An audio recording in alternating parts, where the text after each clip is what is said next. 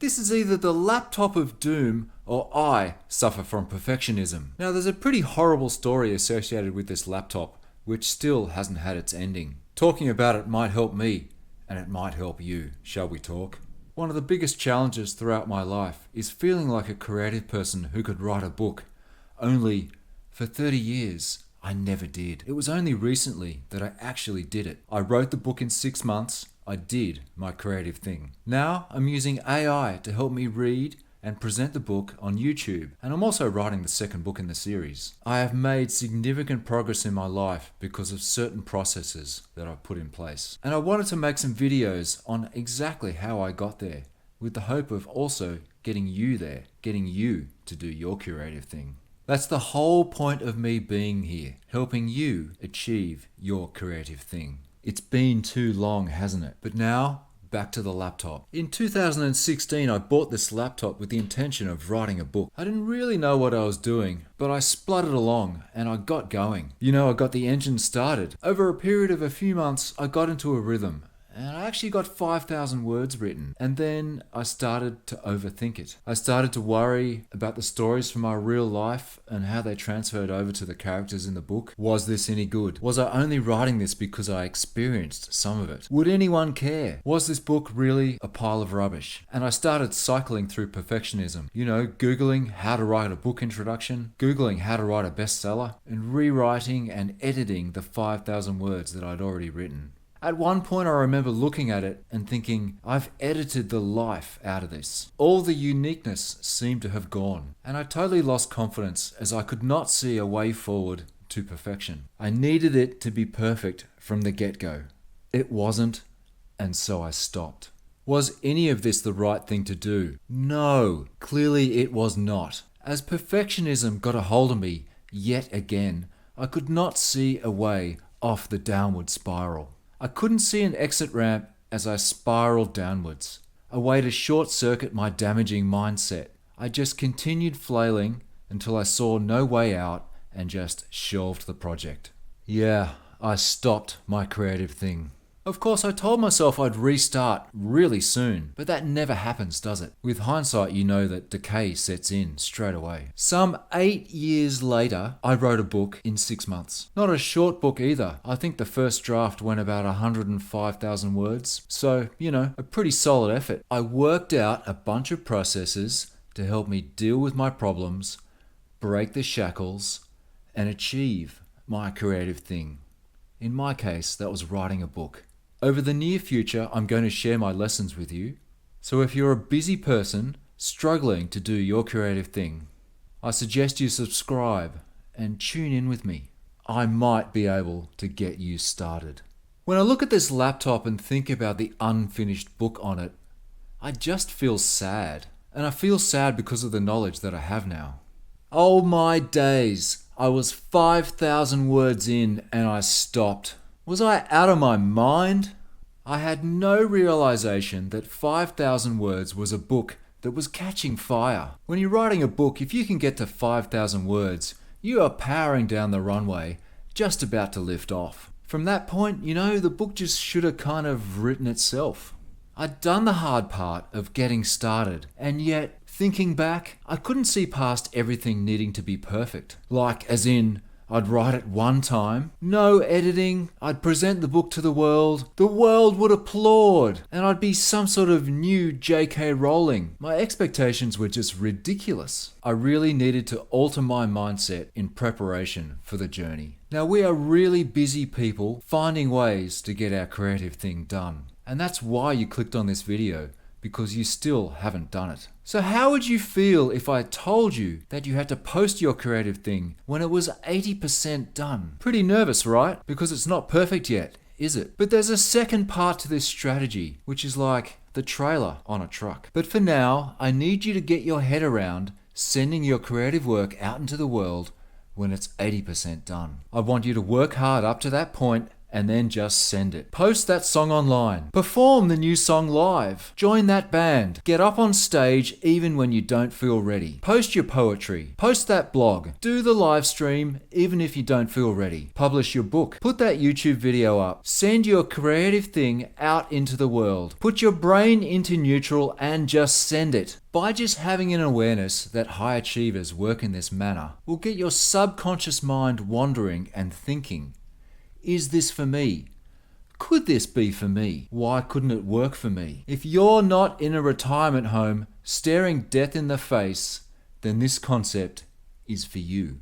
So I feel your nervousness, and I also hear the question. If I send it at 80% complete, how will it get to 100%? Well, this is the trailer on the truck, and you're probably not going to like this. You can't know, and you're not meant to know, and working it out along the way is how it's meant to be. Don't click off. Your subconscious mind needs to hear this. You need to iterate along the way. Now, iterate is a word you hear a bit at the moment, and if you Google it, it means to repeat over and over. But in this context, to iterate means to evolve, unfold, grow, develop, progress, proceed, elaborate, emerge, mature, to throw light on the path that you didn't know was there. You think you're starting at point A, and you're on a journey to point B. As perfectionists, we want surety that when we get to point B, there will be the promised reward. And in my case, that looked like, if I wrote a book and published that book, then I want X sales and Y recognition as a result. The promise made at the start, well, it's a bargain that we all make up in our heads. If the promised reward is not high enough, or for some reason I don't think I'll get to point B, well, then I probably won't start my creative thing. My fear and obsession over mistakes and things that could go wrong makes it easy to find excuses to shelve my creative thing somewhere along the journey. As a perfectionist, I'm not open to any other destination apart from point B. But if you and I reframed our thinking, we could wind up at point F or S or W or even off the map. You just didn't know and couldn't know that. It was the process of iteration that took you to those other points, which turned out to be a better place. You threw light on the path that you didn't know was there. The key point is that you couldn't know about the path, or even see the path, unless you started the process of iteration. Iterate, or the path is dark and you won't even have a chance to choose to go down it. The fallacy of perfectionism lets you think that you're going to do it once and it'll be done forever. The best creators give themselves up to the journey and aren't wedded to an outcome. Through the process of iteration, you open yourself up to many options. You could just leave your creative thing as it is and move on to your next creative thing. You could engage with others and get some market feedback.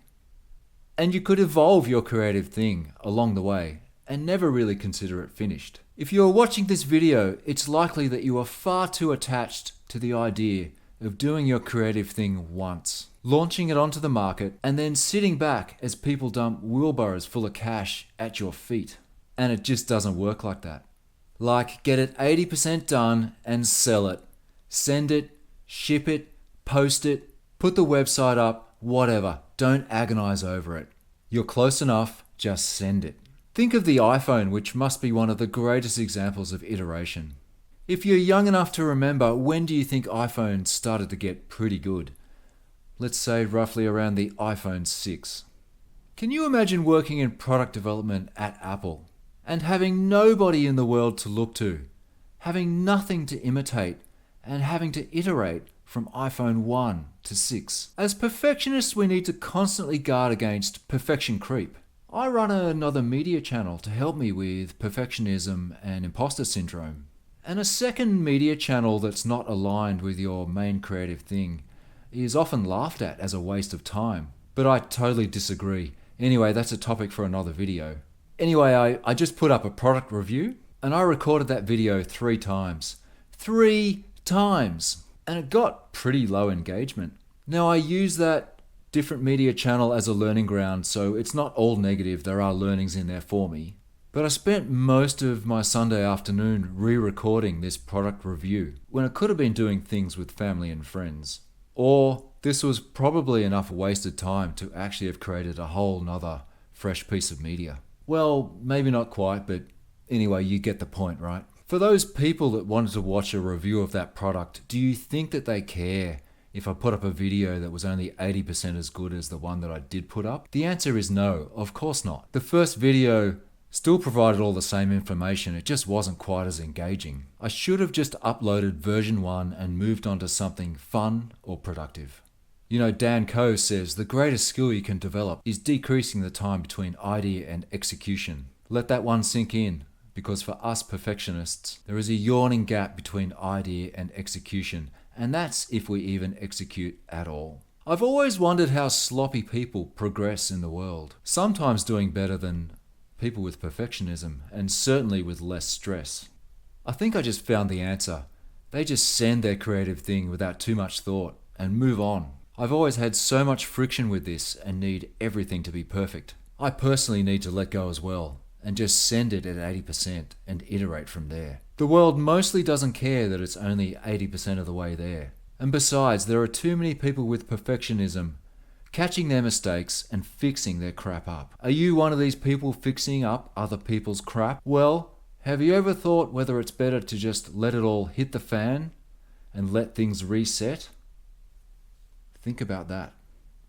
You have been sitting on this creative idea for a long time now. Maybe you even worked on it, but you never completed it.